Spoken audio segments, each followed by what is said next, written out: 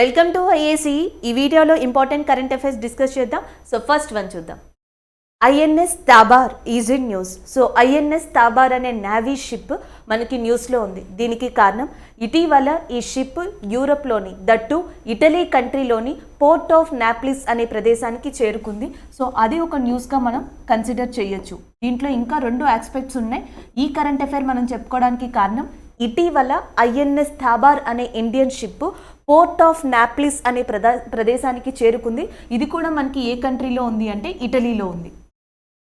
ఇది ఒకటి. And second thing వచ్చేసి ఇటలీ నేవీతో ఇండియన్ నేవీ ఈ షిప్ని యూజ్ చేసి ఐఎన్ఎస్ తాబార్ అనే నేవీ షిప్ని యూజ్ చేసి ఒక యుద్ధ విన్యాసాన్ని కూడా కండక్ట్ చేయనుంది. నేవీ ఎక్సర్సైజ్ని కండక్ట్ చేయనుంది. సో నెక్స్ట్ వచ్చేసి మనం గుర్తుపెట్టుకోవాల్సింది ఏంటంటే ఇటీవల ఏ రెండు కంట్రీస్ నేవీ ఎక్సర్సైజ్ని కండక్ట్ చేస్తున్నాయి ఐఎన్ఎస్ తాబార్ని యూజ్ చేసి లేదా ఇన్వాల్వ్ చేసి అని అడిగితే ఇటలీగా గుర్తుపెట్టుకోవచ్చు. సో అందుకని ఈ ఐఎన్ఎస్ తాబార్ అనేది న్యూస్లోకి రావడం జరిగింది. సో కరెంట్ అఫైర్ పరంగా ఏం గుర్తుపెట్టుకోవచ్చు అంటే recently INS Tabar is in news. So INS Tabar న్యూస్లో ఉండడానికి కారణం ఏ కంట్రీ అంటే ఇటలీ. సో ఇటలీలోని ఏ ప్రదేశానికి ఇటీవల ఐఎన్ఎస్ తాబార్ చేరుకుంది అంటే పోర్ట్ ఆఫ్ నాప్లిస్. సో అది ఇక్కడ మెయిన్ థింగ్. అయితే అసలు ఈ ఐఎన్ఎస్ తాబార్ అక్కడికి ఎందుకు వెళ్ళింది, దీని యొక్క మెయిన్ ఇంపార్టెన్స్ ఏంటి అనేది తెలియాలి. జూన్ 13న యాక్చువల్గా ఈ కరెంట్ అఫైర్ బిగినింగ్ అనేది అప్పుడు స్టార్ట్ అయింది. ఇది కంటిన్యూషన్ అని చెప్పొచ్చు. ఈ సంవత్సరం జూన్ 13న ఐఎన్ఎస్ తాబార్ అనే షిప్ని ఆఫ్రికా మరియు యూరప్ కంట్రీలోని పోర్ట్స్ని విజిట్ చేయడం కోసం ప్రారంభించారు. ఒకటి ఆఫ్రికా అండ్ రెండోది వచ్చేసి యూరప్. ఈ రెండు కంట్రీస్లో కూడా మనకి పోర్ట్స్ ఏవైతే ఉంటాయో ఆ పోర్ట్స్ని విజిట్ చేసి అక్కడ యుద్ధ విన్యాసాలని కండక్ట్ చేయాలి. దానివల్ల ఆఫ్రికా అండ్ యూరప్ కంట్రీస్లో ఏదైతే మనకి బైలేటరల్ రిలేషన్స్ ఉన్నాయో దాన్ని ఇంప్రూవ్ చేయడం దీని యొక్క ముఖ్య ఉద్దేశంగా పెట్టుకుంది. ఫర్ ఎగ్జాంపుల్ ఎక్సర్సైజ్ వరుణ అని మీకు గుర్తే ఉంటుంది. సో ఎక్సర్సైజ్ వరుణ అనేది ఫ్రెంచ్ నేవీకి ఇండియన్ నేవీకి ఎప్పటి నుంచో కండక్ట్ చేస్తున్న ఒక యుద్ధ విన్యాసంగా పరిగణించవచ్చు. అలాగే నెక్స్ట్ వచ్చేసి ఎక్సర్సైజ్ కొంకన్ అంటాం. ఎక్సర్సైజ్ కొంకన్ వచ్చేసి రాయల్ నేవీ అంటే యూకే నేవీకి ఇండియన్ నేవీకి మధ్యనున్న ఒక యుద్ధ విన్యాసంగా చెప్పొచ్చు. అలాగే నెక్స్ట్ వచ్చేసి ఇంద్రా అంటాం. సో ఇండియా అండ్ రష్యా యొక్క యుద్ధ విన్యాసంగా చెప్పొచ్చు. ఇలా యూరప్ కంట్రీలో కావచ్చు, ఆఫ్రికా కంట్రీలో కావచ్చు, ఆఫ్రికా కాంటినెంట్లో కావచ్చు, యూరప్ కాంటినెంట్లో కావచ్చు. సో ఏ అయితే కంట్రీస్ ఉన్నాయో వాటితో ఇంపార్టెంట్ కంట్రీస్తో ఈ యుద్ధ విన్యాసాల్ని నిర్వహించనుంది ఇండియన్ నేవీ. అది కూడా ఏ షిప్ యూజ్ చేసి అంటే ఐఎన్ఎస్ తాబార్. సో ఈ జర్నీలో భాగంగా ఈ ప్రోగ్రాంలో భాగంగా ఇటీవల ఇటలీలోని పోర్ట్ ఆఫ్ నాప్లిస్ అనే ప్రదేశానికి ఈ షిప్ చేరుకుంది. ఇప్పుడు ఇటలీ నేవీతో ఇండియన్ నేవీ కలిసి ఒక యుద్ధ విన్యాసాన్ని కండక్ట్ చేయనుంది. అది మనకి ఇక్కడ ఇంపార్టెంట్. అయితే జీకే ఫ్యాక్ట్స్ వచ్చేటప్పటికి ఇంకొకటి ఏం గుర్తుపెట్టుకోవాలంటే Indian navy day. So Indian navy day ఎప్పుడు అంటే డిసెంబర్ 4th అనేది ఇండియన్ నేవీ. అయితే నేను ఆల్రెడీ చెప్పాను ఇది కరెంట్ అఫైర్ జూన్లో స్టార్ట్ అయింది, తిరిగి జూలైలో వచ్చింది అని. మళ్ళీ అండ్ అప్కమింగ్ డేస్లో కూడా ఇది రాబోతుంది. ఎందుకంటే జూలై 26th 27th మధ్యలో రష్యా నేవీ డే సెలబ్రేషన్స్ అనేవి జరుగుతాయి. Russia navy day celebrations July 26th 27th జరుగుతాయి. ఆ నేవీ డే సెలబ్రేషన్స్కి ఇండియన్ నేవీ షిప్ అయిన ఐఎన్ఎస్ తాబార్ అనేది పార్టిసిపేట్ చేయబోతుంది. సో మళ్ళీ న్యూస్లోకి వస్తుంది. ఇటీవల రష్యన్ నేవీ డే సెలబ్రేషన్లో ఇండియన్ ఏ నేవీ షిప్ మనకి పార్టిసిపేట్ చేసింది అని అడిగితే ఐఎన్ఎస్ తాబార్ పార్టిసిపేట్ చేయబోతుంది. అది ఒకటి న్యూస్. అండ్ ఇంకొకటి వచ్చేసి మనకి Indian army chief Manoj Mukund Naravane, Indian army chief అయిన మనోజ్ ముకుంద్ నర్వానే గారు జూలై 4th నుంచి మనకి యూకే కంట్రీలో విజిట్ చేయనున్నారు. సో యూకే కంట్రీలో కొన్ని ప్రదేశాలను విజిట్ చేయనున్నారు. ఈ నేపథ్యంలో ఇలాంటి యుద్ధ విన్యాసాలు అనేవి ఆయన యొక్క విజిట్ అనేది యూకే కంట్రీకి ఇండియాకి మధ్యనున్న బైలేటరల్ రిలేషన్షిప్ని డెవలప్ చేయడంలో దోహదపడతాయని చెప్పడం జరుగుతుంది. So this is all about that. మనకి డిఫెన్స్ పరంగా చెప్పుకోవచ్చు లేదా నేవీ పరంగా కూడా చెప్పుకోవచ్చు. అలాగే ఇంకొకటి వచ్చేసి first time European union naval forces Indian navy force కలిసి సంయుక్తంగా గల్ఫ్ ఆఫ్ ఆడెన్లో ఒక యుద్ధ విన్యాసాన్ని నిర్వహించాయి. అది ఫస్ట్ టైం జరిగింది. ఇట్లా European union navy forces and Indian navy force కలిసి మొట్టమొదటిసారిగా నౌకా యుద్ధ విన్యాసాన్ని, నేవీ యుద్ధ విన్యాసాన్ని ఎక్కడ కండక్ట్ చేశారు అంటే ఆ ప్రదేశం పేరు వచ్చేసి మనకి గల్ఫ్ ఆఫ్ ఆడెన్. సో ఇవి మొత్తానికి ఇందులో ఉన్న important things. So INS Tabar న్యూస్లో ఉంది, అది ఇటీవల ఏ కంట్రీకి చేరిందంటే ఇటలీ. పోర్ట్ ఆఫ్ నాప్లిస్ అనేది న్యూస్లో ఉంది, అది ఏ కంట్రీకి సంబంధించింది అంటే ఇటలీకి సంబంధించింది. ఇండియన్ నేవీ డే ఎప్పుడు అంటే December 4th. Indian army chief అయిన మనోజ్ ముకుంద్ నర్వానే ఇటీవల ఏ కంట్రీని విజిట్ చేయనున్నారు July 4th ఆ టైంలో అంటే దట్ ఈస్ యూకే కంట్రీని విజిట్ చేయనున్నారు July 4th నుంచి అప్కమింగ్ డేస్లో. And next Russian navy day సెలబ్రేషన్స్లో ఏది పార్టిసిపేట్ చేయబోతుంది, ఏ షిప్ అంటే ఐఎన్ఎస్ తాబార్ అనేది పార్టిసిపేట్ చేయబోతుంది. So this is all about that INS Tabar. Next one చూద్దాం. నెక్స్ట్ కరెంట్ అఫైర్ వచ్చి మనకి అంటార్కిటిక్ అనే ప్రాంతం న్యూస్లో ఉంది. సో యాక్చువల్గా ఇది ఇంటర్నేషనల్ వైడ్గా చాలా ఇంపార్టెంట్ అండ్ ఎస్పెషల్లీ ఇండియన్ శాస్త్రవేత్తలు, భారతీయ శాస్త్రవేత్తలు అండ్ ఇండియన్ అంటార్కిటిక్ మిషన్ అనేది దీంట్లో ఇన్వాల్వ్ అయి ఉండడం వల్ల ఇండియాకి సంబంధించి ఇది వెరీ ఇంపార్టెంట్ కరెంట్ అఫైర్గా చెప్పొచ్చు. సో ఇటీవల అంటార్కిటిక్ అనే ప్రాంతం న్యూస్లో ఉండడానికి కారణం భారతీయ శాస్త్రవేత్తలు ఇండియన్ అంటార్కిటిక్ స్టేషన్ అయిన భారతి అనే స్టేషన్ దగ్గర ఆ చుట్టుపక్కల ప్రాంతంలో మనకి ఒక మొక్కని, ఒక కొత్త స్పీషియస్ని కనుగొన్నారు. సో దాని పేరు వచ్చేసి బ్రియం భారతీయ నెసెస్ అని చెప్పేసి దానికి పేరు కూడా పెట్టడం జరిగింది. సో బ్రియం భారతీయ నెసెస్.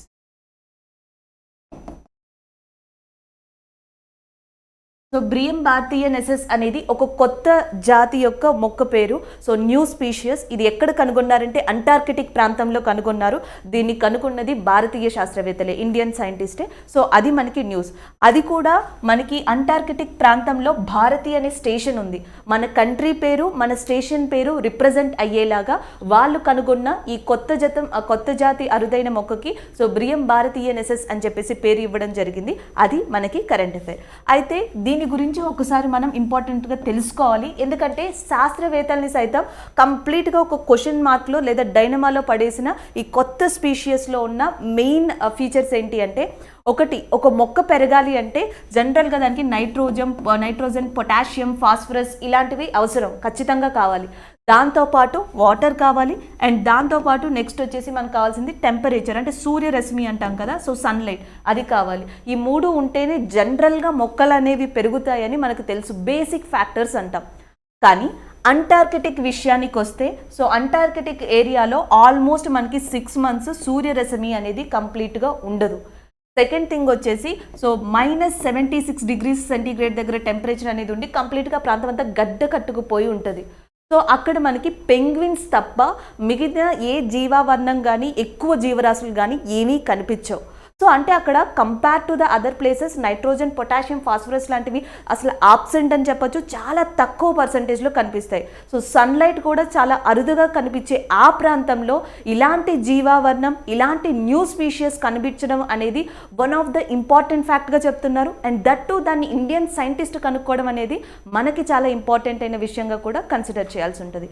అది ఈ బ్రియం భారతీయ నెసెస్ అనే కొత్త అరుదైన జాతి మొక్క యొక్క మెయిన్ ఇంపార్టెంట్ విషయం. ఇది అంటార్కిటిక్ ప్రాంతంలో మన ఇండియన్ సైంటిస్టులు దీనిని రికగ్నైజ్ చేయడం జరిగింది. అయితే చాలా కరెంట్ అఫైర్స్లో, చాలా న్యూస్లో ఏమని సర్క్యులేట్ అయిందంటే భారతీయ శాస్త్రవేత్తలు అంటార్కిటిక్ స్టేషన్లోని బ్రియం భారతీయ నెసెస్ అనే కొత్త జాతి మొక్కని కనుగొన్నారు, ఇండియన్ అంటార్కిటిక్ మిషన్లో భాగంగా ఇచ్చారు. సో కాబట్టి మనకి కావాల్సింది ఏంటంటే ఇండియన్ అంటార్కిటిక్ మిషన్ అంటే ఏంటో కూడా తెలుసుకోవాలి. ఇది జీకే ఫ్యాక్టర్ కిందకు వస్తుంది. ఇండియన్ అంటార్కిటిక్ మిషన్ అనేది 1981లో భారతదేశం స్టార్ట్ చేసింది. అంటే అంటార్కిటిక్ ప్రాంతంలో ఏవైతే మార్పులు జరుగుతున్నాయో, సో అక్కడ ఎట్లా మంచు ఘనీభవిస్తుంది, సో అక్కడ ఏం ఫ్యాక్టర్స్ ఇన్ఫ్లుయెన్స్ చేస్తున్నాయి, ఇలాంటివి తెలుసుకోవడానికి చాలా కంట్రీస్ అక్కడ తమ రీసెర్చ్ స్టేషన్స్ని ఎస్టాబ్లిష్ చేశాయి. అలా ఇండియా కూడా ఇండియన్ అంటార్కిటిక్ మిషన్ అనే దాన్ని 1981లో స్టార్ట్ చేసి 1984లో భారతదేశం యొక్క మొట్టమొదటి రీసెర్చ్ స్టేషన్ని అంటార్కిటికాలో ఎస్టాబ్లిష్ చేసింది. దాని పేరు వచ్చేసి దక్షిణ గంగోత్రిగా పిలువబడుతుంది. కానీ 1990లో దాన్ని డీకమిషన్ చేశారు, అంటే యూజ్ చేయట్లేదు. మొట్టమొదటిది దక్షిణ గంగోత్రి అయినా ప్రజెంట్ అది వాడుకలో లేదు. 1990 నుంచి దాన్ని ఆపివేయడం జరిగింది. దాని తర్వాత 1989లో సెకండ్ అంటార్కిటిక్ స్టేషన్ని అక్కడ ఇండియా ఎస్టాబ్లిష్ చేసింది. దాని పేరు మైత్రి. అండ్ థర్డ్ వన్ వచ్చేసి 2012లో ఎస్టాబ్లిష్ చేసింది, దాని పేరు భారతి. సో ఈ స్టేషన్ పేరు మీదగానే బ్రియం భారతీయ నెసెస్ అనే పేరు కూడా వచ్చింది అని చెప్పి చెప్తున్నారు. అంటే ఇండియన్ అంటార్కిటిక్ మిషన్లో భాగంగా ఇండియా యొక్క ఎన్ని స్టేషన్స్ మనకు అక్కడ ఉన్నాయంటే 1 దక్షిణ గంగోత్రి, 2 మైత్రి, 3 భారతి. కానీ వాడుకలో ఉన్నవి ఏవి అంటే మైత్రి, భారతి మాత్రమే వాడుకలో ఉన్నాయి.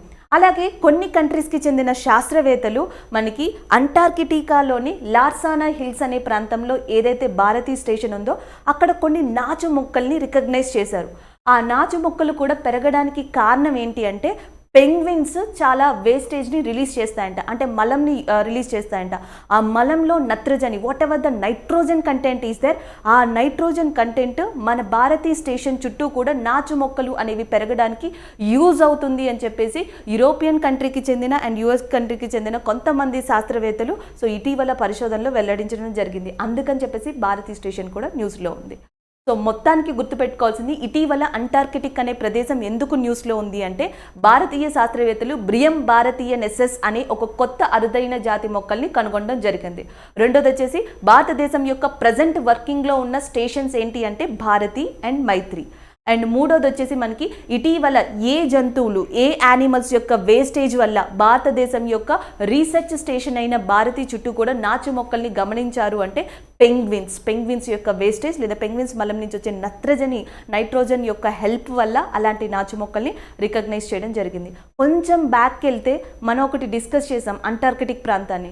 ఇటీవల చూస్తే టెంపరేచర్ పెరిగిపోతుంది అని, లైక్ కెనడాలో చాలామంది వందలాది మంది చనిపోతున్నారు, మరణిస్తున్నారని, హీట్ వేవ్స్ దానికి కారణమని, హీట్ డోమ్స్ అనే కాన్సెప్ట్ చెప్పుకున్నాం.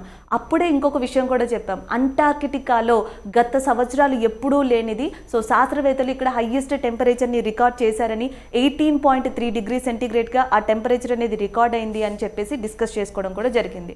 అండ్ ఇంకొకటి వచ్చేసి 1959 ఇది కూడా గుర్తుపెట్టుకోండి, అప్కమింగ్లో రావచ్చు. ఎందుకంటే 1959లో అంటార్కిటిక్ ట్రీటీ అని చెప్పేసి కొన్ని కంట్రీస్ ట్రీటీని, ఒప్పందాన్ని చేసుకున్నాయి. ఆ ఒప్పందంలో భాగంగా 1 డిసెంబర్ అనే దాన్ని ఎలా రికగ్నైజ్ చేశారు అంటే అంటార్కిటిక్ డే కింద రికగ్నైజ్ చేయడం జరిగింది. అంటే మొత్తంలో మనం కరెంట్ అఫైర్లో చూసుకుంటే అంటార్కిటిక్ డే అనేది ఎప్పుడు 1 డిసెంబర్. ట్రీటీ ఎప్పుడు చేశారు అంటే 1959లో ఒప్పందం కుదుర్చుకున్నారు. India is also one of the members in that 1959 Antarctic mission treaty అని చెప్పొచ్చు. అది ఒకటి గుర్తుపెట్టుకోండి. అండ్ మూడోది వచ్చేసి మనకి భారతీ స్టేషన్, మైత్రి స్టేషన్. ఇవి మీరు అంటార్కిటికాలో గుర్తుపెట్టుకోవాల్సినవి. నెక్స్ట్ వన్ చూద్దాం. Amazon India easy news. So Amazon India అనేది న్యూస్లో ఉంది. సో దీనికి సంబంధించిన బ్యాక్గ్రౌండ్ అనేది చూద్దాం. సో ఫస్ట్ కరెంట్ అఫైర్ చూద్దాం. అమెజాన్ ఇండియా ఇటీవల న్యూస్లో ఉండడానికి కారణం దీని యొక్క డిజిటల్ కేంద్ర అనే ప్రోగ్రామ్కి సంబంధించిన ఫస్ట్ సెంటర్ని, సో అమెజాన్ ఇండియా యొక్క డిజిటల్ కేంద్రాకి సంబంధించిన ఫస్ట్ సెంటర్ని ఇటీవల భారతదేశంలోని ఏ ప్లేస్లో స్టార్ట్ చేశారు అంటే సూరత్. సో సూరత్ గుజరాత్. సో దీన్ని కూడా ఎవరు ఇనాగ్రేట్ చేశారు, ఎవరు ప్రారంభించారు అంటే గుజరాత్ చీఫ్ మినిస్టర్ అయిన విజయ్ రూపానీ. సో ఇటీవల ప్రారంభించింది ఏంటి అంటే డిజిటల్ కేంద్ర of Amazon India in Surat. So అందుకని చెప్పేసి మనకి ఇది న్యూస్లో ఉంది. అయితే మనం తెలుసుకోవాల్సింది ఏంటంటే ఈ డిజిటల్ కేంద్ర అనేది దేనికోసం వర్క్ చేస్తుంది అని. ఈ డిజిటల్ కేంద్ర అనేది ముఖ్యంగా ఈ కామర్స్ ఇండస్ట్రీ గురించి అవగాహన కల్పించడం కోసం and micro and medium small enterprises ఏవైతే ఉంటాయో సో వాళ్ళకి చేయూతను అందించడం కోసం. సో చిన్న పరిశ్రమలు, మధ్య తరహా పరిశ్రమలు ఏవైతే ఉంటాయో ఎవరైతే బిజినెస్ పర్సన్స్ ఉంటారో వాళ్ళకి అవగాహన కల్పించడం, ఈ కామర్స్ ఇండస్ట్రీ గురించి చెప్పడం, లాజిస్టిక్స్ గురించి, జిఎస్టీ ట్యాక్స్ పే గురించి ట్రైనింగ్ ఇవ్వడం, ఇవన్నీ కూడా ఈ డిజిటల్ కేంద్రాల్లో జరుగుతాయి. సో అలాంటి డిజిటల్ కేంద్రాన్ని ఇటీవల అమెజాన్ ఇండియా ప్రారంభించబోతున్నాం, ఇలాంటి ఒక క్యాంపెయిన్ని లాంచ్ చేయబోతున్నామని అనౌన్స్ చేసింది. దానికి సంబంధించి ఫస్ట్ సెంటర్ని భారతదేశంలోని గుజరాత్లో సూరత్ ప్రాంతంలో గుజరాత్ చీఫ్ మినిస్టర్ విజయ్ రూపానీ ఇటీవల ప్రారంభించారు. అందుకని చెప్పేసి న్యూస్లో ఉంది. యాక్చువల్గా డేటా ప్రకారం ఏంటి అంటే అమెజాన్ ఇండియా అనేది ఇది వరకు అంటే 2015 నుంచి కూడా భారతదేశంలో ఈ కామర్స్ ఇండస్ట్రీని and micro and medium small enterprises ఇండస్ట్రీని కూడా డెవలప్ చేయడానికి, దానిని ఒక స్టేజ్కి తీసుకురావడానికి తన వంతుగా చాలా కాంట్రిబ్యూట్ చేసుకుంటూ వస్తుంది. ఫర్ ఎగ్జాంపుల్ 2015లోనే అమెజాన్ ఇండియా అమెజాన్ ఈజీ అనే ఒక ప్రోగ్రామ్ని స్టార్ట్ చేసింది. అమెజాన్ ఈజీ ఏంటి అంటే ఆన్లైన్ షాపింగ్ గురించి. సో ఆన్లైన్ షాపింగ్ స్టోర్ సంబంధించి విషయాలకి ట్రైనింగ్ ఇవ్వడం కోసం, సో ఎక్స్పోర్ట్స్ గురించి చెప్పడం, లాజిస్టిక్స్ గురించి చెప్పడం, ఇవన్నీ కూడా అమెజాన్ ఈజీ స్టోర్లో జరుగుతూ ఉంటాయి అన్నమాట. దాన్ని 2015లో స్టార్ట్ చేసింది. తిరిగి రీసెంట్గా ఏం చేసింది అంటే ఆ అమెజాన్ ఈజీ తర్వాత అమెజాన్ ఇండియా డిజిటల్ కేంద్ర అనే ప్రోగ్రామ్ని అనౌన్స్ చేసింది. అనౌన్స్ చేసిన కొద్ది రోజులకే సో దాని ఫస్ట్ కేంద్రాన్ని ఎక్కడ స్టార్ట్ చేసిందంటే సూరత్లో స్టార్ట్ చేయడం జరిగింది. ఇంకొక విషయం ఏంటి అంటే ఈ ప్రోగ్రాంలో మనకు తెలిసిన డేటా ఏంటి అంటే ఈ కామర్స్కి సంబంధించి లేదా అమెజాన్ ఇండియా సెల్లర్స్ గుజరాత్లో ఎస్పెషల్లీ మనకి 1,00,000 మంది దాకా ఉన్నారు. Throughout the Gujarat official data ప్రకారం 1,00,000 మంది సెల్లర్స్ అమెజాన్ ఇండియాకి సంబంధించి ఉన్నారు. అలాంటి రాష్ట్రంలో సూరత్ అనే ప్రదేశంలో దాని ఫస్ట్ డిజిటల్ కేంద్రాన్ని ఇటీవల లాంచ్ చేసింది. అలాగే అమెజాన్కి చెందిన జెఫ్ బెజోస్ కూడా ఇటీవల న్యూస్లో ఉన్నారు. ఎందుకంటే ఇది వరకు సీఈఓగా పనిచేసిన జెఫ్ బెజోస్ యొక్క స్థానంలో యాండీ జెజే నూతన సీఈఓగా అపాయింట్ అవ్వడం జరిగింది. దాని గురించి కూడా మనం డిస్కస్ చేసుకున్నాం. ఫోర్బ్స్ మ్యాగజైన్ ప్రకటించిన రిచ్ లిస్ట్లో 2021లో జెఫ్ బెజోస్ ప్రథమ స్థానంలో నిలిచారని కూడా మనం డిస్కస్ చేసుకోవడం జరిగింది. That is about that Amazon and ఈ కరెంట్ అఫైర్ అనేది అమెజాన్ ఇండియాకి సంబంధించింది. అండ్ దట్ టు ఏ స్టేట్లో స్టార్ట్ చేశారంటే గుజరాత్లో. గుజరాత్ చీఫ్ మినిస్టర్ విజయ్ రూపానీ అని ఆల్రెడీ మీకు తెలుసు. గవర్నర్ పేరు కూడా గుర్తుపెట్టుకోండి, ఆచార్య దేవ్రత్. సో ఆచార్య దేవ్రత్ అనేది గవర్నర్ యొక్క పేరు, Vijay Rupani chief minister. Next one చూద్దాం. సో నెక్స్ట్ వచ్చేటప్పటికి world wildlife for nature and United nation environment programme సంయుక్తంగా కలిసి ఇటీవల ఒక రిపోర్ట్ని రిలీజ్ చేయడం జరిగింది. ఆ రిపోర్ట్కి సంబంధించింది అంటే దీంట్లో హైలైట్స్ అనేవి తెలియాలి. ఎందుకంటే హైలైట్స్ని డైరెక్ట్గా అడగచ్చు లేదా which is the correct one or wrong one అని కూడా అడగచ్చు. సో ఇటీవల world wildlife and United nation environment programme కలిసి సంయుక్తంగా ఆ రిపోర్ట్ని ఏదైతే ఇచ్చిందో దానికి ఏమని నేమ్ పెట్టారంటే ఆ ఫ్యూచర్ ఫర్ ఆల్ అని నేమ్ పెట్టడం జరిగింది. ఆ ఫ్యూచర్ ఫర్ ఆల్ అండ్ ఆ need for human wild life co ఎగ్జిస్టెన్సీ. So ఇది దాని యొక్క హెడ్డింగ్. ఆ future for all, a need for human wild life co existence అనేది దీని యొక్క రిపోర్ట్ నేమ్. సో ఈ రిపోర్ట్లో ఏంటి అంటే జనరల్గా కొన్ని అంటే మనకి తెలిసిన విషయాలనే డేటా ప్రకారం చెప్పడం జరిగింది. ఒకప్పుడు జనరల్గా యానిమల్స్, హ్యూమన్స్, మనుషులు, జంతువులు కలిసే ఉండేవాళ్ళు. దాని తర్వాత రెండు కూడా సెపరేట్ అయిపోయి ఎవరి రిస్ట్రిక్టెడ్ ఏరియాలో వాళ్ళు జీవించడం స్టార్ట్ చేశారు. ఫర్ ఎగ్జాంపుల్ యానిమల్స్ కోసం అని చెప్పేసి నేషనల్ పార్క్స్ ఉన్నాయి and as well as biospheres ఉన్నాయి, వైల్డ్ లైఫ్ శాంచురీస్ ఉన్నాయి, టైగర్ రిజర్వ్స్ ఉన్నాయి. సో ఇలాంటివి అభయారణ్యాలు, పక్షుల అభయారణ్యాలు, లేకపోతే పులుల సంరక్షణ కేంద్రాలు, జాతీయ పార్కులు, ఇలాంటివన్నీ స్టార్ట్ చేశారు. అవి యానిమల్స్ కోసం. మన ప్రిమిసెస్లో మనం ఉంటున్నాం, యానిమల్ ప్రిమిసెస్లో యానిమల్స్ ఉంటున్నాయి. అవి కొన్ని సంవత్సరాల దాకా బాగానే జరుగుతూ వచ్చాయి. కానీ ఇప్పుడు వచ్చేటప్పటికి సినారియో ఏమైపోయింది అంటే యానిమల్స్ అంటే జంతువులు సర్వైవ్ అవ్వడం కోసం హ్యూమన్ స్పేస్ని ఆక్యుపై చేస్తున్నాయని చెప్పేసి ఇటీవల ఈ రిపోర్ట్ చెప్పడం జరుగుతుంది. ఫర్ ఎగ్జాంపుల్ జాగ్రత్తగా కొన్నిసార్లు చూస్తూ ఉంటాం, ఏనుగుల గుంపు వచ్చేసి జనరల్గా పొలాన్ని పాడు చేసిందని చెప్తా ఉంటారు. లేకపోతే టైగర్స్ ఇదే ఒక ఊర్లో కనిపించాయి, జనాల్ని అటాక్ చేస్తున్నాయని చెప్తా ఉంటారు. ద బెస్ట్ ఎగ్జాంపుల్ చైనా అని చెప్పొచ్చు. చైనాలోని కొన్ని ప్రాంతాల్లో ఎలిఫెంట్స్ ఏవైతే అటాక్ చేశాయో ఫార్మ్ ల్యాండ్స్ని కానీ కొన్ని ప్రాంతాలని కానీ, సో ఇండియాలో కూడా కేరళ ఇలాంటి ప్రాంతాల్లో సహజంగా జరుగుతూ ఉంటాయి. సో అలాంటి రిపోర్ట్ని ఇక్కడ చెప్తుంది. ఏమని చెప్తుంది అంటే యానిమల్స్ అనేవి ఇప్పుడు అవుట్ ఆఫ్ ప్రిమిసెస్ వెళ్ళిపోయాయి, వాటి రిస్ట్రిక్టెడ్ ఏరియాని సంబంధం లేకుండా హ్యూమన్ స్పేస్లోకి వస్తున్నాయి వాటి మనుగడ కోసం. అది ఎంత దాకా వెళ్ళిపోయింది అంటే ఫర్ ఎగ్జాంపుల్గా ఏం చెప్పింది అంటే 35% ఆఫ్ ఇండియన్ టైగర్స్, భారతదేశంలో ఉండే పులుల సంఖ్యలో 35% పులులు వాటి సంరక్షణ కేంద్రాలని, వాటి సంరక్షణ ఏరియాస్ని దాటేసి హ్యూమన్స్ ఏరియాలోకి వస్తున్నాయి. అంటే మనుషుల మధ్యలోకి కానీ, పొలాల మధ్యలోకి కానీ, లేకపోతే కొన్ని ప్రాంతాల మధ్యలోకి రావడం జరుగుతుంది. 35% ఆఫ్ ఇండియన్ టైగర్స్ ఇలా ఉన్నాయని చెప్పేసి చెప్పడం జరిగింది.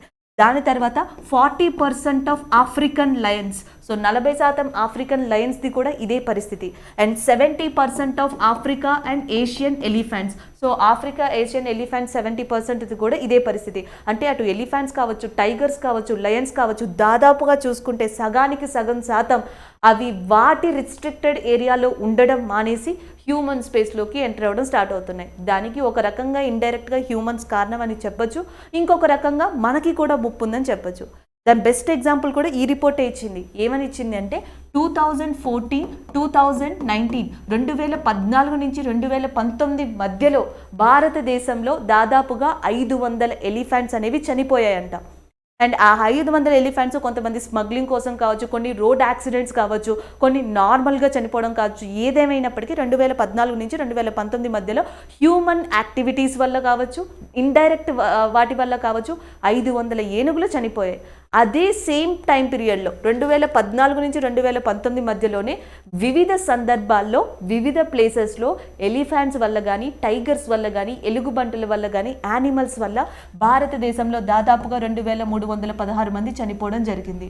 అంటే హ్యూమన్స్కి, యానిమల్స్కి కూడా ఒకరి వల్ల ఒకరికి ఆపద అనేది సంభవిస్తుంది. There is a threat for human beings because of animals, there is a threat for animals because of human beings. ఈ రెండు కూడా ఎందుకంటే వాళ్ళ ప్రిమిసెస్లో వాళ్ళ ఏరియాలో కో ఎగ్జిస్ట్ అవ్వలేకపోతున్నారు. దీనికి వాతావరణ మార్పులు అనేవి కారణం కావచ్చు. అండ్ రెండోది ఇప్పుడు మనం ఎదుర్కొంటున్న పరిస్థితులు కావచ్చు. మూడోది ఫుడ్ స్కార్సిటీ కావచ్చు. 4 హ్యూమన్ యాక్టివిటీస్ కావచ్చు. 5ది విపరీతమైన టెక్నాలజీ వల్ల సో ఆ యానిమల్స్ అనేవి ఎఫెక్ట్ అవుతున్నాయి, డిఫరెంట్ కారణాల వల్ల ఎఫెక్ట్ అవుతున్నాయి.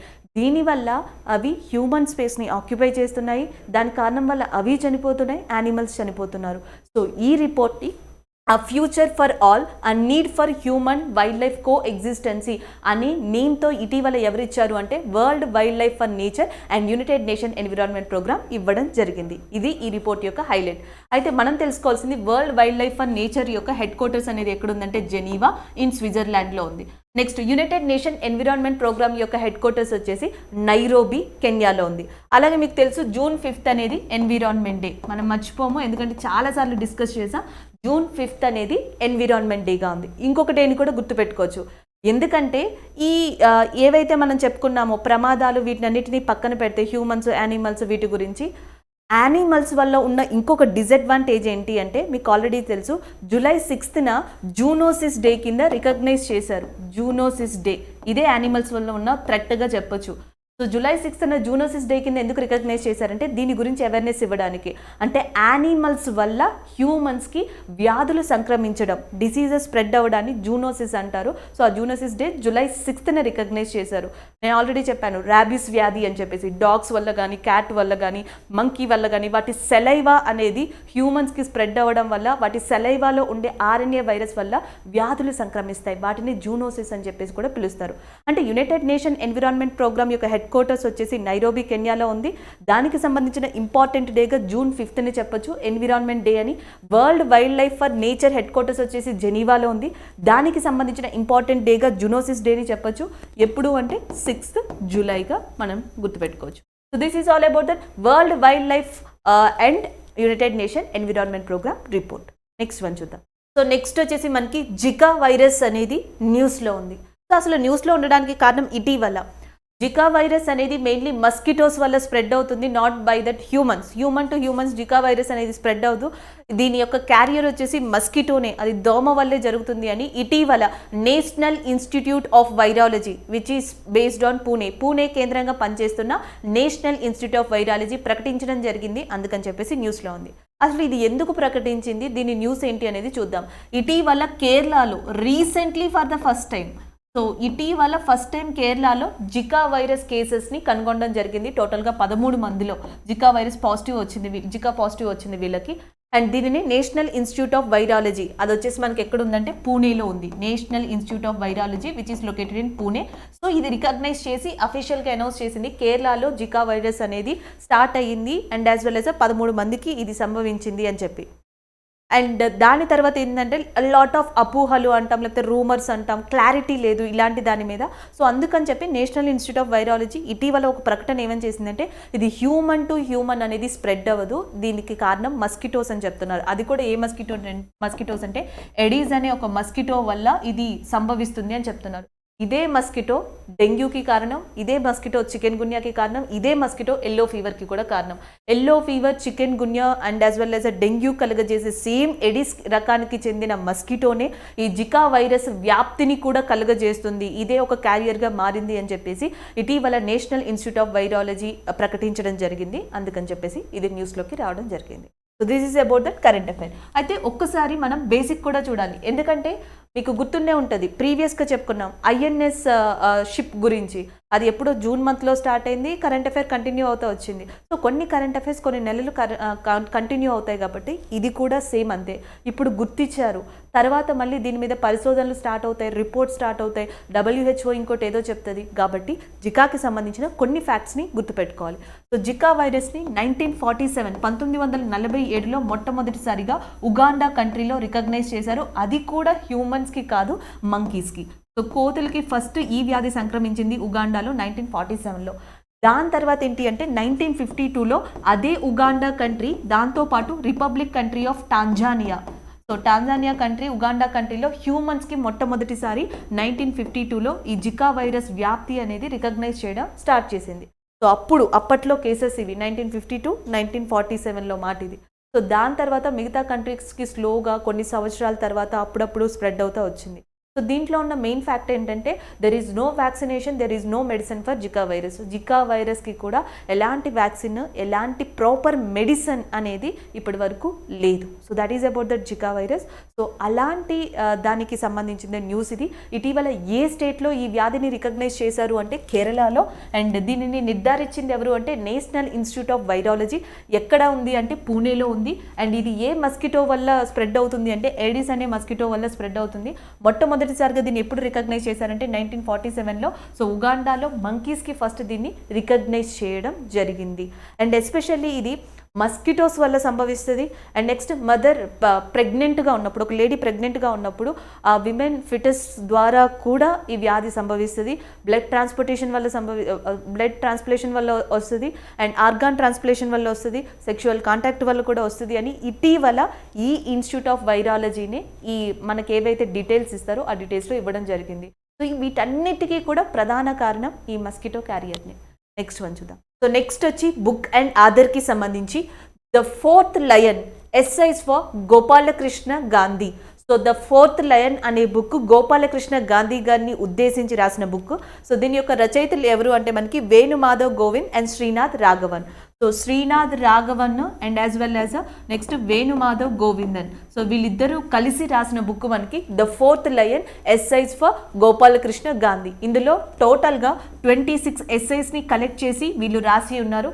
ఇది కంప్లీట్గా గోపాలకృష్ణ గాంధీ గారి గురించి.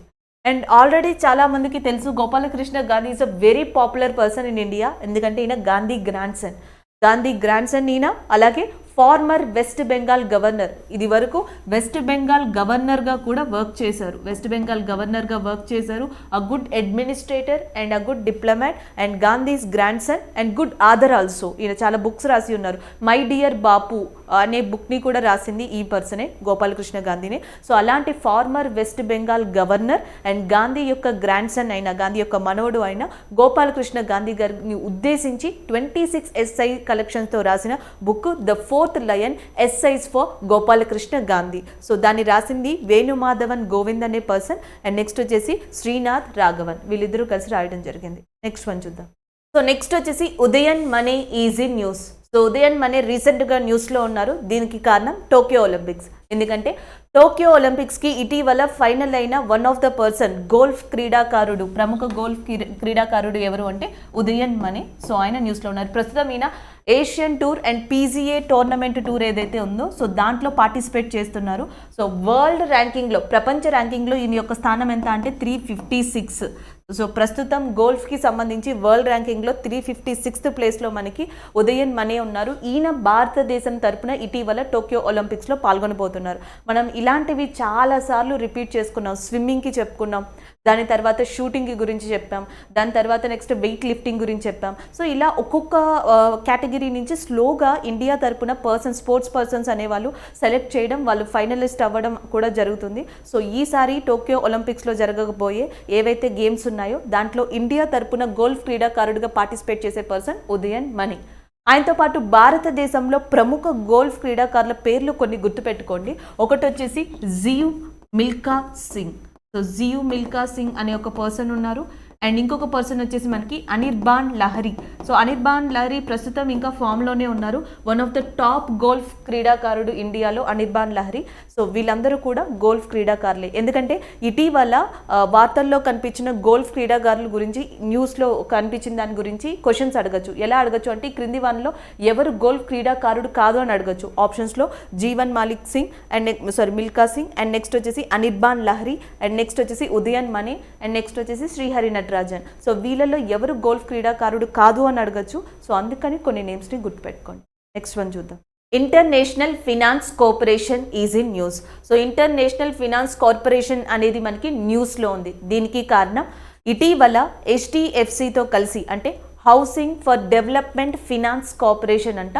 So housing for development finance కార్పొరేషన్తో ఇటీవల ఏ అంతర్జాతీయ సంస్థ ఇన్వెస్ట్ చేయనుంది దీంట్లో అంటే ఇంటర్నేషనల్ ఫినాన్స్ కార్పొరేషన్. ఎంత ఇన్వెస్ట్ చేయనుంది అంటే 186 కోట్లు, approximately 186 crores or $250 million so మనకి ఇంటర్నేషనల్ ఫినాన్స్ కార్పొరేషన్ అనేది హౌసింగ్ ఫర్ డెవలప్మెంట్ ఫినాన్స్ కార్పొరేషన్లో ఇన్వెస్ట్ చెయ్యనుంది. ఇది కూడా దేనికి అంటే సో జనరల్గా ఇండియాలో చాలామంది middle and lower class income people ఎవరైతే ఉంటారో, మధ్య లేదా దిగువ ఇన్కమ్ పీపుల్ భారతదేశంలో ఎవరైతే ఉన్నారో వాళ్ళకి ఒక డ్రీమ్ అంటూ ఉంటుంది. So that is a own house. So సొంత ఇల్లు నిర్మాణం అనేది వాళ్ళకి చాలా చాలా ఒక డ్రీమ్గా చెప్పొచ్చు. సో అలాంటి డ్రీమ్ని ఫుల్ఫిల్ చేయడానికి గవర్నమెంట్ కానీ బ్యాంకింగ్ సెక్టర్స్ కానీ తమ వంతు బాధ్యతగా ఒక ప్రోగ్రామ్ని లేదా ఒక ప్లాట్ఫామ్ని చేపట్టాయి. దాని పేరు housing for all by 2022. Housing for all by 2022 అనేది దీని యొక్క క్యాంపెయిన్ పేరు. అయితే ఈ హౌసింగ్ ఫర్ ఆల్ బై 2022లో మెయిన్గా దీన్ని ఆర్గనైజ్ చేసేది ఎవరు అంటే housing for development finance corporation. So దీనికి చేయూతనివ్వడం కోసం నియర్లీ $250 million దాకా సో ఏ అంతర్జాతీయ సంస్థ ఇన్వెస్ట్ చేయనుంది అంటే ఇంటర్నేషనల్ ఫినాన్స్ కార్పొరేషన్. సో దీంట్లో ఇన్వెస్ట్ చేయనుంది. అది మనకి కరెంట్ అఫైర్. అయితే ఒకసారి ఇంటర్నేషనల్ ఫినాన్స్ కార్పొరేషన్ గురించి కూడా తెలుసుకోవాలి. ఎందుకంటే 1945లో వాషింగ్టన్ DC కేంద్రంగా సో మనకి ప్రపంచంలోనే ఒక అంతర్జాతీయ సంస్థ అనేది ఏర్పడింది. సో దాన్ని వరల్డ్ బ్యాంక్ అంటున్నాం. సో ఈ వరల్డ్ బ్యాంక్ కింద ముఖ్యంగా 5 ఇన్స్టిట్యూషన్స్ ఉంటాయని అందరికీ తెలుసు. ఒకసారి 5 ఇన్స్టిట్యూషన్స్ ఏంటో చూద్దాం. ఒకటి international bank for reconstruction and development, ఇది ఒకటి. అండ్ రెండోది వచ్చేసి international development next agency. So international development agency ఒకటి, international bank for reconstruction development ఒకటి. సో నెక్స్ట్ వచ్చేటప్పటికి ఇంటర్నేషనల్ ఫినాన్స్ కార్పొరేషన్ IFC అనొచ్చు. So international finance corporation. Next multilateral investment guarantee agency, ఇది ఒక ఇన్స్టిట్యూషన్. నెక్స్ట్ వచ్చేసి international centre for settlement of investment disputes. So international centre for investment disputes. ఈ 5 కూడా world bank కింద ఉండే 5 ప్రధానమైన ఇన్స్టిట్యూట్స్ అని చెప్పొచ్చు. ఒకటి international bank for reconstruction of development, international development association, next వచ్చేసి మనకి international centre for settlement of investment disputes అంటాం. Next multilateral investment guarantee agency అంటాం, ఇంటర్నేషనల్ ఫినాన్స్ కార్పొరేషన్ అంటాం. అంటే ఇటీవల వరల్డ్ బ్యాంక్ ఏదైతే 1945లో వాషింగ్టన్ DC కేంద్రంగా ఏర్పడిందో దాంట్లోని 5 ఇన్స్టిట్యూషన్స్లో వన్ ఆఫ్ ద ఇంపార్టెంట్ ఇన్స్టిట్యూషన్గా ఉన్నది ఇంటర్నేషనల్ ఫినాన్స్ కార్పొరేషన్. ఇదేం చేసేదంటే ముఖ్యంగా దీని లక్ష్యం ఏంటి అంటే డెవలపింగ్ కంట్రీస్లో ప్రైవేట్ సెక్టార్స్ ఏవైతే ఉంటాయో సో వాటిపైన ఫోకస్ చేస్తుంది. సో వాటికి సంబంధించి ఇన్వెస్ట్మెంట్ చేస్తుంది. అది కాకుండా మిగిలినవి ఏవైతే అప్కమింగ్ ప్రాజెక్ట్స్ ఉన్నాయో లైక్ డెవలపింగ్ కోసం ఏవైతే ప్రాజెక్ట్స్ ఉన్నాయో సో దాంట్లో కూడా మనీని ఇన్వెస్ట్ చేయడం, లోన్గా ఇవ్వడం, ఇవన్నీ కూడా దీని యొక్క ప్రధాన వర్క్గా చెప్పొచ్చు. అలాంటి ఇంటర్నేషనల్ ఫినాన్స్ కార్పొరేషన్ ఇటీవల భారతదేశంలోని హౌసింగ్ డెవలప్మెంట్ ఫినాన్స్ కార్పొరేషన్కి $250 million దాకా ఇన్వెస్ట్ చేయడానికి రెడీ అయింది. ఇది ఏ ఫీల్డ్ కిందకు వస్తుంది, దేనికోసము అంటే హౌసింగ్ బై ఆల్ 2022 ప్రాజెక్ట్లో సో వన్ ఆఫ్ ద పార్ట్గా దీన్ని చెప్పొచ్చు. That is about that international finance corporation. Next one చూద్దాం. సో నెక్స్ట్ వచ్చేసి డేకి సంబంధించింది national fish farmers day. National fish farmers day అనేది ఎప్పుడు అంటే మనకి July 10th కింద రికగ్నైజ్ చేయడం జరిగింది. ఎవ్రీ ఇయర్ July 10th మనకి నేషనల్ ఫిష్ ఫార్మర్స్ డే కింద రికగ్నైజ్ చేశారు. 2 సైంటిస్టుల కాంట్రిబ్యూషన్ మేరకు, వాళ్ళ ఇద్దరి యొక్క గౌరవార్థం మేరకు దీనిని రికగ్నైజ్ చేయడం జరిగింది. ఒకరి పేరు వచ్చేసి మనకి అలీ కున్హీ.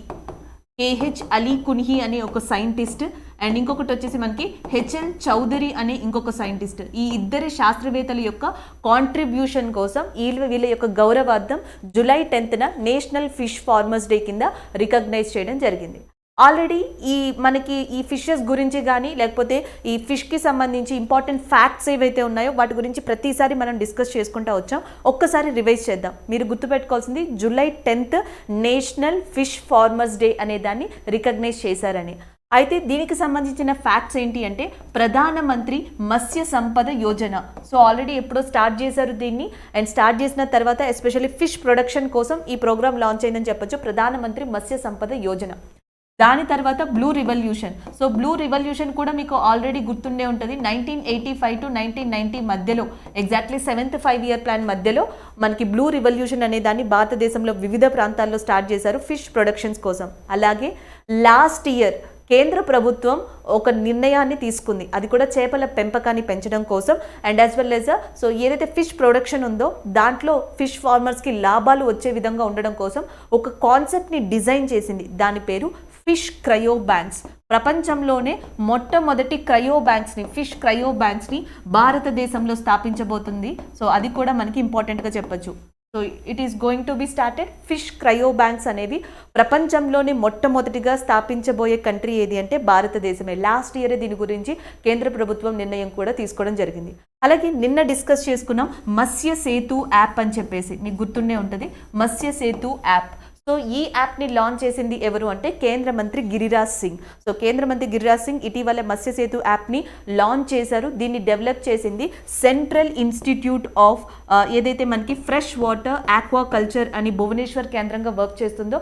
సో ఇది మనకి ఈ యాప్ని డిజైన్ చేసింది with that support of national fishery development board. So national fishery development board యొక్క సహకారంతో central institute of fresh water aquaculture, దీని హెడ్ క్వార్టర్స్ భువనేశ్వర్లో ఉంది. సో వీళ్ళిద్దరూ సంయుక్తంగా మత్స్య సేతు యాప్ని అనే దాన్ని ఇవ్వడం జరిగింది. దీనిని కేంద్ర మంత్రి గిరిరాజ్ సింగ్ లాంచ్ చేశారు. నిన్న చెప్పుకున్నాం. అలాంటి ఫిష్ ప్రొడక్షన్ కోసం దాని ఫిష్ ఫార్మర్స్కి బెనిఫిట్గా ఉండడం కోసం భారతదేశం ప్రపంచంలోనే మొట్టమొదటిగా భారతదేశం స్టార్ట్ చేసే కాన్సెప్ట్ ఏంటంటే ఫిష్ క్రయో బ్యాంక్ అనేది స్టార్ట్ చేయబోతుంది. ప్రపంచం మొత్తం చూసుకుంటే టాప్ కాంటినెంట్ ఏది ఫిష్ ప్రొడక్షన్లో అంటే ఆసియాలోనే టాప్ కంట్రీ ఏది అంటే చైనా. 70% ప్రొడక్షన్ ఉంది. బ్లూ రివల్యూషన్ కూడా మొట్టమొదటిగా స్టార్ట్ అయింది ఏ కంట్రీలోనంటే చైనా కంట్రీలోనే. భారతదేశంలో ఎప్పుడు స్టార్ట్ అయింది అంటే 7th 5-year plan.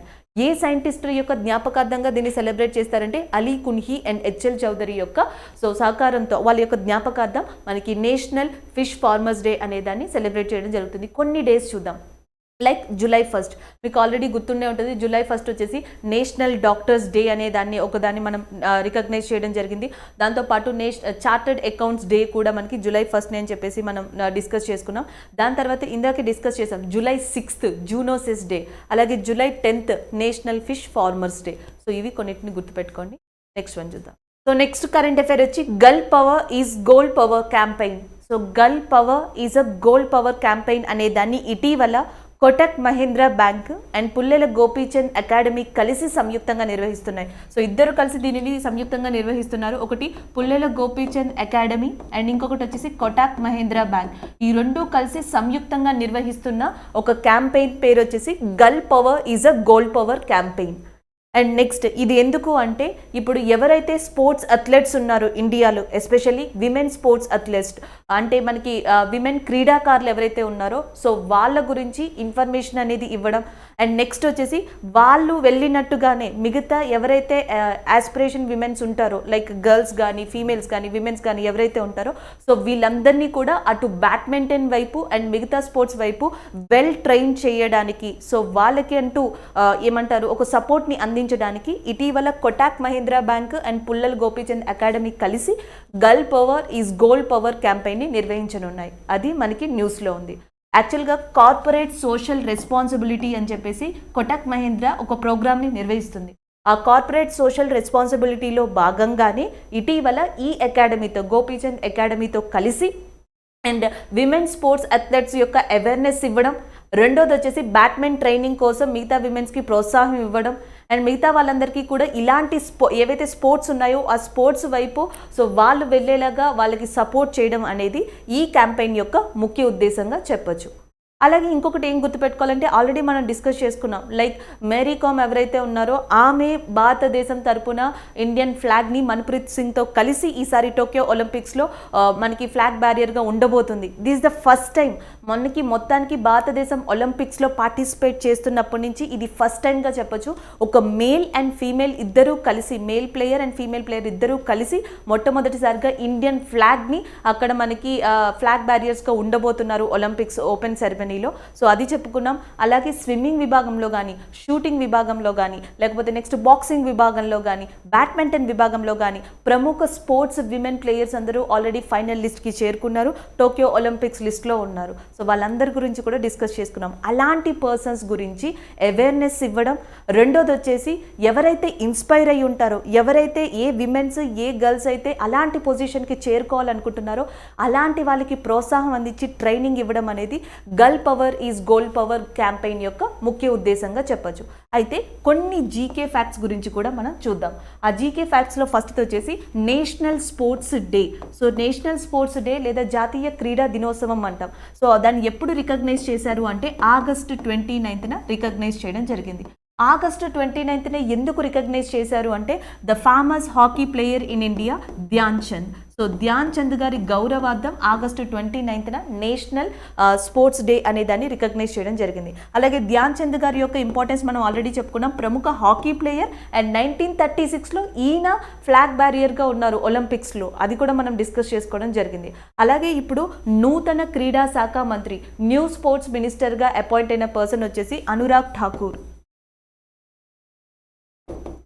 So Anurag Thakur ప్రస్తుతం మనకి న్యూ స్పోర్ట్స్ మినిస్టర్గా ఉన్నారు. ఇది వరకు క్రీడా శాఖ మంత్రి వచ్చేసి మనకి కిరణ్ రిజ్జు, ఆయన స్థానంలో ఇప్పుడు అనురాగ్ ఠాకూర్ నూతన క్రీడా శాఖ మంత్రి, న్యూ స్పోర్ట్స్ మినిస్టర్గా అపాయింట్ అయ్యారు. And as well as is also one of the best sports person అని చెప్పొచ్చు. క్రికెట్ రంగంలో అనుభవం ఉన్న పర్సన్ ఈయన. సో ఇలాంటి పర్సన్ ఇటీవల మనకి క్రీడా శాఖ మంత్రిగా అపాయింట్ అవ్వడం జరిగింది. అలాగే నేషనల్ స్పోర్ట్స్ డే వచ్చేసి August 29 and Pullela Gopichand and Kotak Mahindra bank కలిసి నిర్వహిస్తున్న క్యాంపెయిన్ పేరు girl power is a gold power campaign. Next one చూద్దాం. సో నెక్స్ట్ వచ్చేసి మనకి world's tallest sand castle is in news. ప్రపంచంలోనే అతి పొడవైన శాండ్ క్యాస్టిల్గా ఇటీవల గిన్నిస్ రికార్డు సాధించింది బ్లొకాస్, డెన్మార్క్లోని శాండ్ క్యాస్టిల్. సో అది మనకి న్యూస్లో ఉంది. ఏ కంట్రీలోని శాండ్ క్యాస్టిల్ ఇటీవల అరుదైన రికార్డ్ని సొంతం చేసుకుంది అంటే డెన్మార్క్ కంట్రీలోనే ప్రపంచంలోనే టాలెస్ట్ శాండ్ క్యాస్టిల్ని గుర్తించడం జరిగింది. అది కూడా ఏ ఏరియాలో అంటే బ్లొకాస్లో.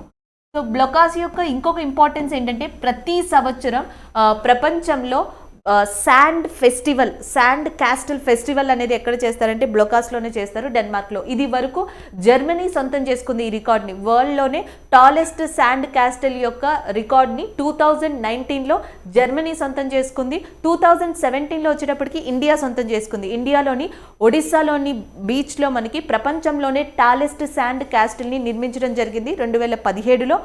దాని తర్వాత 2019లో ఆ రికార్డ్ని జర్మనీ సొంతం చేసుకుంది. 2021లో వరల్డ్ టాలెస్ట్ శాండ్ క్యాస్టిల్గా బ్లొకాస్ ఇన్ డెన్మార్క్ ఈ రికార్డ్ని ఇటీవల సొంతం చేసుకోవడం జరిగింది. అందుకని చెప్పేసి న్యూస్లో ఉంది. ఈ సంవత్సరం డెన్మార్క్ది అయితే ప్రీవియస్ ఇయర్లో ఎవరిది అంటే జర్మనీకి ఈ అవార్డు దక్కడం, ఈ ఘనత దక్కడం జరిగింది. So this is about that world's tallest sand క్యాస్టిల్గా చెప్పొచ్చు. నెక్స్ట్ వన్ చూద్దాం. So Indian industrial land bank అనేది మనకి ఇటీవల న్యూస్లో ఉంది. Indian industrial land bank. So ఇటీవల ఇది దేనితో టైఅప్ అయింది అంటే ఇండస్ట్రీస్ ఇన్ఫర్మేషన్ GIS బేస్డ్ సిస్టమ్తో ఇది ఇటీవల టైఅప్ అవడం జరిగింది. ఇండస్ట్రీస్ ఇన్ఫర్మేషన్ యొక్క GIS జియోగ్రఫికల్ ఇన్ఫర్మేషన్ సిస్టమ్తో సో ఇది టైఅప్ అవడం జరిగింది. సో అది మనకి న్యూస్లో ఉంది. అది టైఅప్ అయిన తర్వాత నియర్లీ 6 lakh యాకర్స్ని అంటే 6 లక్షల యాకర్స్ ల్యాండ్ని ఇది సర్వే చేయడం, మ్యాపింగ్ చేయడం జరిగింది. ఎందుకంటే ఈ 6 లక్షల యాకర్స్లో 4000 ఇండస్ట్రియల్ పార్క్స్ని వీళ్ళు ఎస్టాబ్లిష్ చేయనున్నారు. సో అది మనకి న్యూస్. ఇటీవల ఇండియన్ ఇండస్ట్రియల్ ల్యాండ్ బ్యాంక్ అనేది మనకి ఇండస్ట్రీ సర్వీసెస్ అయిన జియోగ్రఫికల్ ఇన్ఫర్మేషన్ సిస్టమ్తో టైఅప్ అయ్యి 6 lakhs యాకర్స్ ఏదైతే ఉందో ఆ ల్యాండ్ని మ్యాపింగ్ చేసింది 4000 ఇండస్ట్రీస్ పార్క్స్ కోసం. సో అందుకని చెప్పేసి మనకి న్యూస్లో ఉంది. ఆల్రెడీ లాస్ట్ ఇయర్ మనకి GIS ల్యాండ్ బ్యాంక్ సిస్టమ్ అనేది న్యూస్లో కనిపించింది. GIS land bank system, geographical information system అని చెప్పి పిలవచ్చు. సో ఇది ఎందుకు న్యూస్లో వచ్చిందంటే గవర్నమెంట్ ఆఫ్ ఇండియా యొక్క ఇనిషియేటివ్గా చెప్పొచ్చు. సో దీంట్లో ఏంటి అంటే భారతదేశంలోని మొత్తం స్టేట్స్ అండ్ యూనియన్ టెరిటరీస్ అంటే కేంద్రపాలిత ప్రాంతాలు రాష్ట్రాలు ఏవైతే ఉంటాయో వాటినన్నిటినీ కూడా సర్వే చేస్తారు. సర్వే చేసి అక్కడున్న ప్రాపర్ ల్యాండ్ని రికగ్నైజ్ చేస్తారు. ఇంక్లూడింగ్ ఫారెస్ట్ దగ్గర ఏరియా కావచ్చు, రా మెటీరియల్స్ కావచ్చు, రీసోర్సెస్ కావచ్చు, వీటినన్నిటినీ కూడా కంప్లీట్గా సర్వే చేసి మ్యాపింగ్ చేసి ఒక డేటాని రూపొందిస్తారు. సో ఆ డేటా ప్రకారం ఇండస్ట్రీ పార్క్స్ని కానీ, ఇండస్ట్రియల్ ఏరియాస్ని కానీ, ఇండస్ట్రీస్ని కానీ నిర్మించడానికి గవర్నమెంట్ ఆఫ్ ఇండియాకి so proper knowledge and proper way ఉంటుంది అనేది దీని యొక్క ముఖ్య ఉద్దేశం. లాస్ట్ ఇయర్ ఎప్పుడైతే ఈ ల్యాండ్ బ్యాంక్ సిస్టమ్ని రూపొందించారో సో దానితో ఇటీవల ఇండియన్ ఇండస్ట్రియల్ ల్యాండ్ బ్యాంక్ అనేది మనకి టైఅప్ అవడం జరిగింది. సో నూతన ఇండస్ట్రీస్ని ఎస్టాబ్లిష్ చేయడానికి and as well as a area అయితే ఉందో ఆ ఏరియా మొత్తం కూడా సర్వే చేసి సో వాటిని మ్యాపింగ్ చేయడానికి ఈ రెండు టైఅప్ అయ్యి ఇప్పటిదాకా 17 రాష్ట్రాల్లో ఉన్న ఏరియాస్ని సర్వే చేశాయి, మ్యాపింగ్ కూడా చేశాయి. సో ఈ ఏరియాస్లో ఇండస్ట్రీస్ని పెట్టడానికి కావాల్సిన ఏవైతే మనకి రీసోర్సెస్ ఉన్నాయో, ఎక్విప్మెంట్స్ ఉన్నాయో వాటినన్నింటినీ కూడా ఇటీవల డేటాగా రూపొందించడం జరిగింది. So that's why it is in news. So సింపుల్గా మనం ఏం గుర్తుపెట్టుకోవచ్చు అంటే ఇండియా ఇండస్ట్రియల్ ల్యాండ్ బ్యాంక్ అనేది న్యూస్లో ఉంది. ఇది దేనికి సంబంధించింది అంటే ఇండస్ట్రీస్ని నెలకొల్పడం కోసం, ఇండస్ట్రీస్ని ఎస్టాబ్లిష్ చేయడం కోసం రీసోర్సెస్ ఇన్ఫర్మేషన్ ల్యాండ్కి సంబంధించిన డేటాని జియోగ్రఫికల్ ఇన్ఫర్మేషన్ సిస్టమ్ ద్వారా మనకి స్టోర్ చేయడం లేదా కలెక్ట్ చేయడం దీని యొక్క ముఖ్య ఉద్దేశం. దానివల్లే ఇది న్యూస్లో ఉంది. టోటల్గా ఎన్ని స్టేట్స్కి ఈ ప్రాజెక్ట్ అనేది ఇప్పుడు టైఅప్ అయింది అంటే 17 స్టేట్స్కి. నెక్స్ట్ వన్ చూద్దాం. సో నెక్స్ట్ వచ్చేసి news on air radio live stream global rankings. So news on air radio యొక్క లైవ్ స్ట్రీమ్ గ్లోబల్ ర్యాంకింగ్స్ని ఇవ్వడం జరిగింది. ఎక్స్క్లూడింగ్ ఇండియాని మినహాయించి మిగతా కంట్రీస్కి సంబంధించి news on air radio live stream యొక్క ర్యాంకింగ్స్ ఇవి. సో ఆల్రెడీ మనకి తెలుసు 1936 ప్రసార భారతిలో భాగంగా సో మనకి ఆకాశవాణి అనేది స్టార్ట్ అయింది. దాని తర్వాత దాన్ని న్యూస్ ఆన్ ఎయిర్ కింద పిలవడం స్టార్ట్ చేసాం మనం. సో అలాంటి న్యూస్ ఆన్ ఎయిర్ ఇటీవల మనకి లైవ్ స్ట్రీమ్ గ్లోబల్ ర్యాంకింగ్స్ని ఇచ్చింది. సో దాంట్లో టాప్ కంట్రీగా నిలిచింది ఏది అంటే USA. సో సెకండ్ ప్లేస్లో ఉన్నది ఏది అంటే ఫిజీ. సో థర్డ్ ప్లేస్లో ఉన్నది ఏది అంటే మనకి సో థర్డ్ వచ్చేసి ఆస్ట్రేలియా. సో ఫోర్త్ వచ్చేసి UK అండ్ ఫిఫ్త్ వచ్చేసి కెనడా. సో మనకి USA, Fiji, Australia, UK, Canada so మనకి టాప్ పొజిషన్లో ఉండడం జరిగింది. సో వీటికి సంబంధించిన గ్లోబల్ ర్యాంకింగ్స్ ఇవి. సో నెక్స్ట్ వన్ చూద్దాం. ఈరోజు ఏవైతే మనం డిస్కస్ చేసామో కరెంట్ అఫైర్స్ వాటి రివ్యూ అనేది చూద్దాం. సో ఫస్ట్ వచ్చేటప్పటికి news on air radio live stream global rankings. ఈ ర్యాంకింగ్స్లో టాప్ వచ్చిన కంట్రీ ఏది అంటే USA. సో దాని తర్వాత వచ్చేసి ఫిజీ అండ్ దాని తర్వాత Australia and as well as UK గురించి మనం చెప్పుకున్నాం, కెనడా. ఈ కంట్రీస్కి టాప్ ర్యాంకింగ్స్ వచ్చాయని news on air radio live స్ట్రీమింగ్కి సంబంధించి. సో నెక్స్ట్ వచ్చేటప్పటికి the fourth lion essays for Gopalkrishna Gandhi. So Gandhi యొక్క గ్రాండ్ సన్ అయిన and former West Bengal governor అయిన గోపాలకృష్ణ గాంధీ గారికి సంబంధించిన బుక్ ఇది ద ఫోర్త్ లయన్ అనేది. అండ్ నెక్స్ట్ వచ్చేటప్పటికి వరల్డ్స్ టాలెస్ట్ శాండ్ క్యాస్టిల్గా ఇటీవల ఏ కంట్రీ ఈ రికార్డ్ని సృష్టించింది అంటే డెన్మార్క్. సో డెన్మార్క్ ఇటీవల ఒక అరుదైన రికార్డ్ని సృష్టించడం జరిగింది, వరల్డ్ టాలెస్ట్ శాండ్ క్యాస్టిల్ యొక్క రికార్డ్ని. ఇది వరకు ఆ రికార్డ్ని జర్మనీ సొంతం చేసుకుంటే జర్మనీ యొక్క రికార్డ్ని ఇటీవల డెన్మార్క్ బ్రేక్ చేయడం జరిగింది. So that's why it is in news. Next వచ్చేటప్పటికి INS థాబార్ అనేది న్యూస్లో ఉంది. INS థాబార్ని గత నెల 13న అంటే జూన్ 13న స్టార్ట్ చేశారు. ఆఫ్రికా, యూరప్ ప్రాంతాల్లోని పోర్ట్స్ని సందర్శించడం, పోర్ట్స్ దగ్గరికి వెళ్ళడం. ఆ విజిట్ చేసిన తర్వాత అక్కడున్న కొన్ని కంట్రీస్ సో అక్కడ వాటితో యుద్ధ విన్యాసం నిర్వహించడం, దానివల్ల డిప్లొమాటిక్ రిలేషన్స్ని డెవలప్ చేయడం అనేది దీని యొక్క ముఖ్య ఉద్దేశం. ఇటీవల పోర్ట్ నాప్లాస్ అనే ప్రదేశానికి INS థాబార్ అనేది చేరుకుంది. పోర్ట్ నాప్లాస్ వచ్చేసి ఇటలీలో ఉంది. సో విజిట్ చేసిన తర్వాత ఇటలీ నేవీతో ఈ INS థాబార్ అనేది ఇండియన్ నేవీ తరపున ఒక యుద్ధ విన్యాసాన్ని కూడా కండక్ట్ చేయనుంది. అండ్ నెక్స్ట్ వచ్చేటప్పటికి అంటార్కిటిక్ అనేది న్యూస్లో ఉంది. ఎందుకంటే బ్రియం భారతీయ నెసెస్ అనే ఒక కొత్త అరుదైన జాతిని, ఒక స్పీషియస్ని ఇటీవల కనుక్కోవడం జరిగింది భారతీయ శాస్త్రవేత్తలు అంటార్కిటిక్ ప్రదేశంలో. సో దానికి సంబంధించి అంటార్కిటిక్ అనేది న్యూస్లోకి రావడం జరిగింది. అండ్ నెక్స్ట్ వచ్చేటప్పటికి ఉదయన్ మానే అనే పర్సన్ న్యూస్లో ఉన్నారు. ఈయన ప్రముఖ గోల్ఫ్ క్రీడాకారుడు. ఇటీవల టోక్యో ఒలింపిక్స్ లిస్ట్లో ఫైనలిస్ట్గా ఈయన చేరడం జరిగింది. సో దానికి సంబంధించి మనం డిస్కస్ చేసుకున్నాం. And next girl power is a gold power campaign. ఇది ఒక క్యాంపెయిన్కి సంబంధించి భారతదేశంలోని విమెన్ అథ్లెట్స్ గురించి చెప్పడం, అలాగే భారతదేశంలోని ఫీమేల్స్ ఎవరైతే ఉన్నారో వాళ్ళందరినీ కూడా స్పోర్ట్స్ వైపు ట్రైనింగ్ ఇవ్వడం అనేది ముఖ్య ఉద్దేశంతో Kotak bank and as well as Pullela Gopichand academy కలిసి సంయుక్తంగా నిర్వహిస్తున్న campaign girl power is a gold power campaign. Next వచ్చేసి international finance corporation, world bank యొక్క వన్ ఆఫ్ ద ఇన్స్టిట్యూషన్ అయిన ఇంటర్నేషనల్ ఫినాన్స్ కార్పొరేషన్ ఇటీవల హౌసింగ్ ఫర్ డెవలప్మెంట్ ఫినాన్స్ కార్పొరేషన్తో tie up అయ్యి $250 million లేదా 186 కోట్లని ఇన్వెస్ట్ చేయనుంది. అది కూడా ఎందుకు అంటే హౌసింగ్ బై ఆల్ 2022 ఇండియా ఏదైతే కార్యక్రమాన్ని చేపట్టిందో సో దానికి తోడుగా సో దాంట్లో డెవలప్మెంట్లో భాగంగా ఈ ఇన్వెస్ట్మెంట్ని ఇంటర్నేషనల్ ఫినాన్స్ కార్పొరేషన్ చేయనుంది.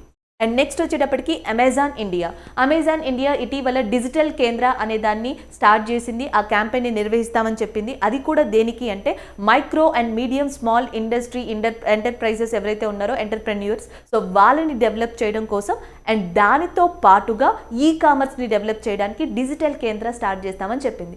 అలాంటి డిజిటల్ కేంద్రాన్ని అమెజాన్ ఇండియా గుజరాత్లోని సూరత్లో స్టార్ట్ చేయడం జరిగింది. సో దీన్ని ఇనాగ్రేట్ చేసింది Gujarat chief minister Vijay Rupani. Next one, world wildlife nature and United nation environment programme సంయుక్తంగా కలిసి a future for all a need for human and wildlife coexistence అనే పేరుతో ఒక రిపోర్ట్ని ఇచ్చాయి. హ్యూమన్స్ వల్ల యానిమల్స్కి, యానిమల్స్ వల్ల హ్యూమన్స్కి ఉన్న థ్రెట్ని చెప్పాయి. సో ఇప్పుడు జరుగుతున్న సినారియోని డేటాలో వివరించడానికి ఈ రిపోర్ట్ ట్రై చేసింది. వరల్డ్ వైల్డ్ లైఫ్ ఫండ్ అనేది స్విట్జర్లాండ్లోని జెనీవా కేంద్రంగా పనిచేస్తుంటే యునైటెడ్ నేషన్ ఎన్విరాన్మెంట్ ప్రోగ్రామ్ మనకి కెన్యాలోని నైరోబీ కేంద్రంగా పనిచేస్తుంది. అండ్ నెక్స్ట్ వచ్చేటప్పటికి నేషనల్ ఫిష్ ఫార్మర్స్ డే.